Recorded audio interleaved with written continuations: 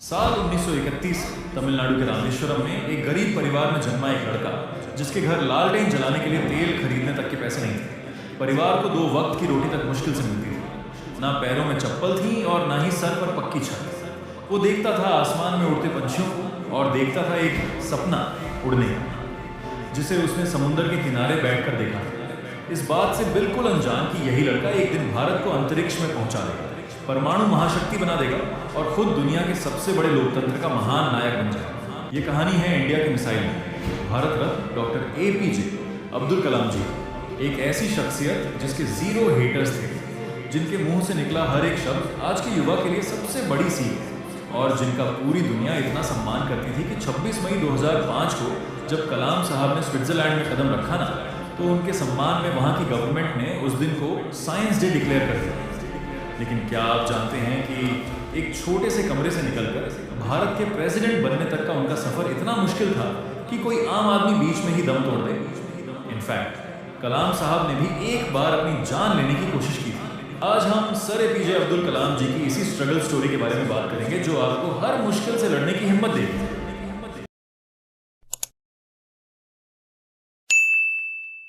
उनका जन्म 1931 में रामेश्वरम में एक बेहद गरीब परिवार में हुआ था।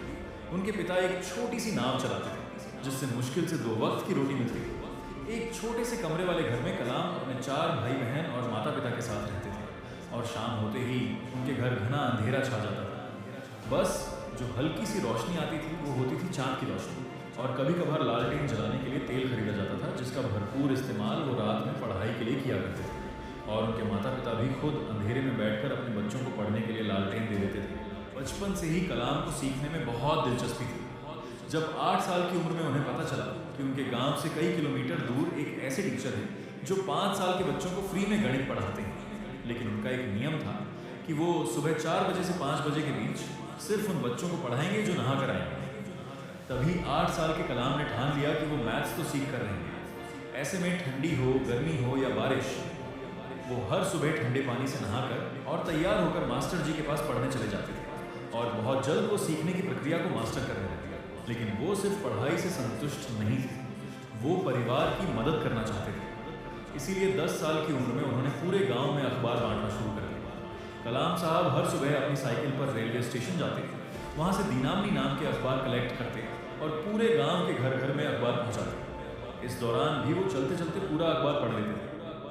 वहीं वो अपनी दोपहर मणिकन की लाइब्रेरी में बिताते और ज्ञान की खोज में किताबों, पुराने अखबारों और लिटरेचर के पन्ने पलटते रहते थे। कलाम साहब कहते थे, हमेशा बड़े सपने देखो क्योंकि छोटे सपने देखना अपराध है। लेकिन वो यहाँ नहीं रुके। समुद्र किनारे घंटों बैठकर उन्होंने आसमान में उड़ते पंछियों को देखा और एक सपना देखा, पायलट बनने का। वो कहते थे, सपने तभी सच होते हैं जब हम उन्हें देखना शुरू करते हैं। लेकिन इस सपने की राह में इतने कांटे बिछे थे कि आगे बढ़ते हुए उनके पैर ही छिल गए, जिसमें सबसे बड़ा कांटा था आर्थिक तंगी। इस सपने को पूरा करने के लिए उनके परिवार ने भी हर संभव कोशिश की।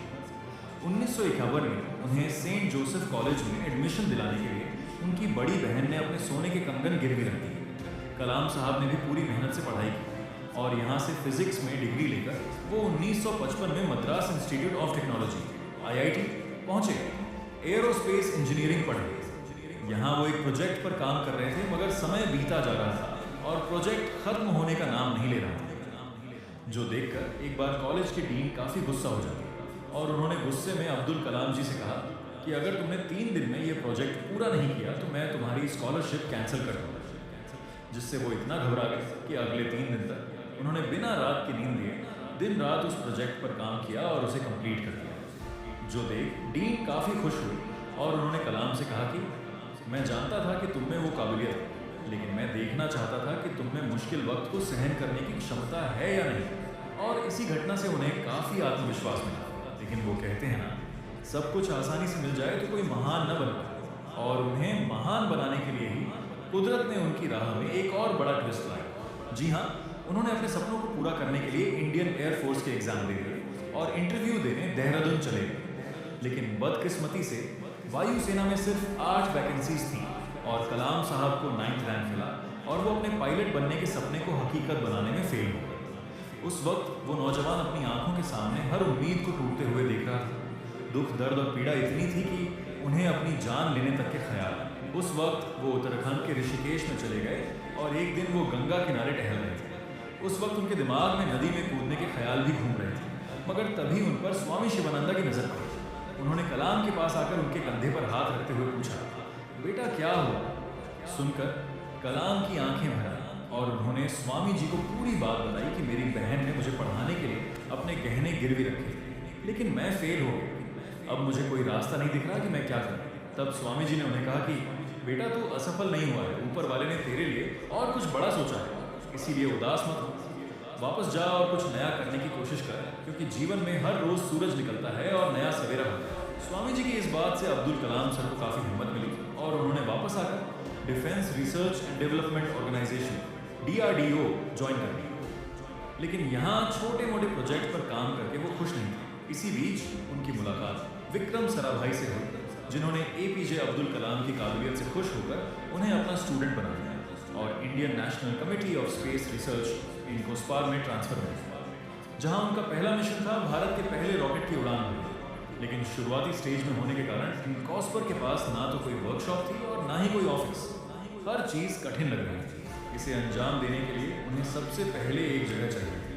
कलाम साहब और उनकी टीम ने हार नहीं मानी। उन्होंने केरला के थंबा गांव में एक चर्च को अपना वर्कशॉप बना लिया और वहां के फादर के घर को अपना ऑफिस। फिर सरकार से मिले थोड़े बहुत पैसों से उन्होंने बाकायदा पूरे रॉकेट को ही बना डाला। लेकिन यहाँ पर उनकी मुश्किलें खत्म नहीं हुई, क्योंकि रॉकेट को लॉन्च पैड तक ले जाने के लिए उनके पास कोई साधन नहीं था।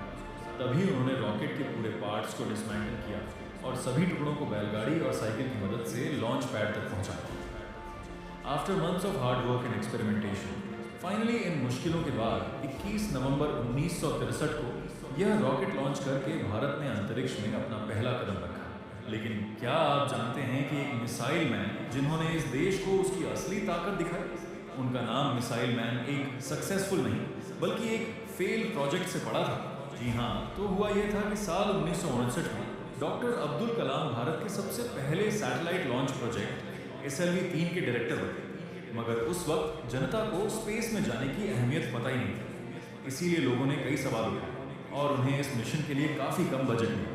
लेकिन फिर भी सर APJ अब्दुल कलाम इस मिशन के लिए इतने ज़्यादा डेडिकेटेड थे कि उन्होंने अपने करियर में एक भी वीकेंड ऑफ नहीं लिया, कोई छुट्टी तक नहीं मनाई और खून पसीने से SLV-3 को तैयार किया। इसी बीच उनके पिता की मौत हो गई, लेकिन वो अपने लक्ष्य से भटके नहीं।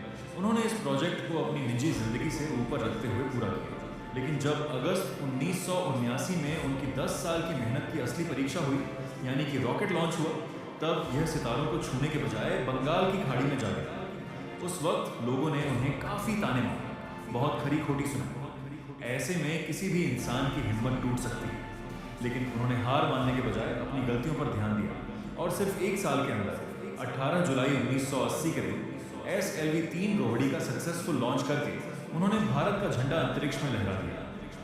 इस नई सक्सेस ने उनके स्टेटस को एक्सपोनेंशियल ग्रोथ दे दी, जिसके बाद उन्होंने भारत के बैलिस्टिक मिसाइल्स जैसे कि अग्नि और पृथ्वी के प्रोजेक्ट्स को भी सक्सेसफुली पूरा किया, जिसकी वजह से उन्हें साल 1981 में पद्म भूषण और 1990 में पद्म विभूषण से सम्मानित किया गया। लेकिन जिस उपलब्धि के लिए उन्हें भारत रत्न से नवाजा गया वो था पोखरण।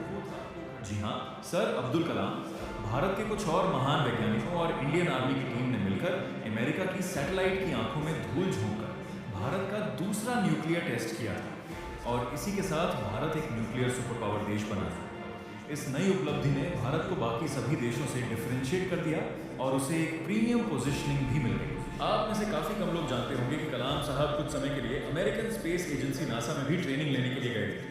वहाँ उन्होंने एक बहुत बड़ा गैप स्पॉट किया। वहाँ की मैनेजमेंट उन्हें देखकर इतनी इम्प्रेस्ड हो गई थी कि उन्होंने कलाम सर को नासा में जॉब ऑफर कर दिया और कहा कि हमें आपके जैसे ही तो टैलेंट की ज़रूरत है और वैसे भी आपके भारत में रखा क्या है। लेकिन कलाम ने यहाँ एक अलग रास्ता चुना। वो मुस्कुराए और इंडिया को स्पेस तक पहुँचाने की ज़िद के साथ वापस लौटे और अपनी ज़िद को पूरी भी की। और इवन नासा का कोई भी वैज्ञानिक उनसे नफरत या जलन महसूस नहीं करता, बल्कि अब्दुल कलाम सर तो उनके भी रोल मॉडल हैं। इसी तरह कुछ साल बीते और फिर आया 25 जुलाई 2002 का वो ऐतिहासिक दिन जब सर APJ अब्दुल कलाम भारत के 11वें प्रेसिडेंट बने। लेकिन आपको यह जानकर गर्व होगा कि उन्होंने कभी अपनी प्रेसिडेंट सैलरी नहीं ली, बल्कि उसे गरीब और पिछड़े हुए गांव में डोनेट कर दिया ताकि वहां भी स्कूल बने। और वहाँ बड़े सपने देखने वाले किसी बच्चे को उनके जैसा संघर्ष न करना पड़े। मगर फिर 27 जुलाई 2015 के दिन हमने उन्हें हमेशा हमेशा के लिए खो दिया। लेकिन सर एपीजे अब्दुल कलाम आज भी हमारी यादों में जिंदा हैं और उनकी बात करते ही आंखें खुशी के आंसुओं से भर आती हैं। इसीलिए आज मेरे लिए नहीं बल्कि उनके ट्रिब्यूट में हम इस वीडियो को जितना हो सके लाइक करिए और शेयर कीजिए और कमेंट बॉक्स में कलाम साहब की तारीफ में 2 शब्द जरूर लिखिए। कुछ नहीं तो मिसाइल मैन की जय हो ये लिखिए। हम उम्मीद करते हैं कि संघर्ष से भरी इस कहानी से आपको काफी हिम्मत मिली हो